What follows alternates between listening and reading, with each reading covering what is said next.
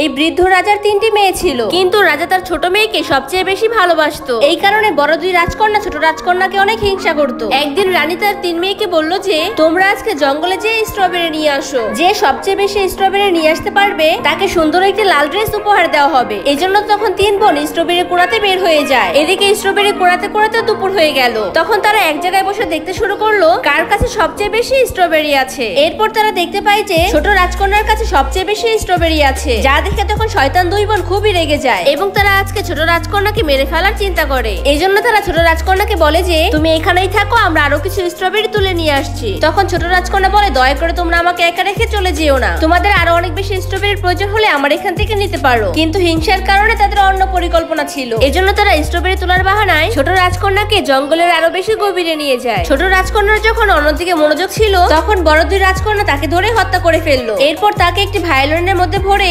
ভায়োলিনটাকে একটি গাছের মধ্যে ঢুকিয়ে ফেললো। এরপর তারা সেখান থেকে রাজপ্রাসাদে চলে গেল, যার কারণে রাজা তখন তাদেরকে ছোট রাজকন্যার কথা জিজ্ঞেস করলো। তখন বড় দুই বোন বলতে শুরু করলো হয়তো জঙ্গলের কোনো বাঘ তাকে খেয়ে নিয়েছে, আমরা অনেক খুঁজেও তাকে কোথাও পাইনি। যা শুনে রাজা ও রানী অনেক কষ্ট পেল এবং শয়তান দুই বোন ভাবতে শুরু করলো তারা কখনো ধরা পড়বে না, কারণ তারা সমস্ত প্রমাণ লুকিয়ে ফেলেছে। এরপর একদিন একজন কাঠুরে সে গাছটিকে কেটে ফেললো। তখন সে ওই গাছের ভিতর থেকে একটি ভায়োলিন খুঁজে পেল এবং সে দেখতে পেল সম্পূর্ণ ভায়োলিনটি ভালো আছে, যার জন্য তখন সে ভায়োলিনটিকে বাজাতে শুরু করে দিল। কিন্তু যখন সে ভায়োলিন বাজালো তখন সে অত্যন্ত সুন্দর একটি সুর শুনতে পেল। এরপর থেকে সেই কাঠুরে ভায়োলিন বাজাতো আর অনেক টাকা উপার্জন করত। এরপর একদিন সে ভায়োলিন বাজাতে বাজাতে রাজপ্রাসাদে চলে গেল এবং প্রাসাদের সামনে দাঁড়িয়ে যখনই ভায়োলিন বাজাতে শুরু করলো, তখন রাজা ভায়োলিনের এত সুন্দর শব্দ শুনে বারান্দায় চলে আসলো। এরপর সে ওই লোকটিকে প্রাসাদের ভিতরে আসতে বলল। তখন ওই লোকটি রাজা আর রানীর সামনে দাঁড়িয়ে ভায়োলিন বাজাতে শুরু করলো। তখন রাজা ওই ভায়োলিনকে জাদুময় মনে করতে লাগলো, কারণ এই ভায়োলিন গানও বলতে পারতো। এরপর হঠাৎ করে বড় রাজকুমারী এসে ভায়োলিনটিকে তার হাত থেকে ছিনিয়ে নিল। যখন সে ভায়োলিনটিকে বাজাতে শুরু করলো,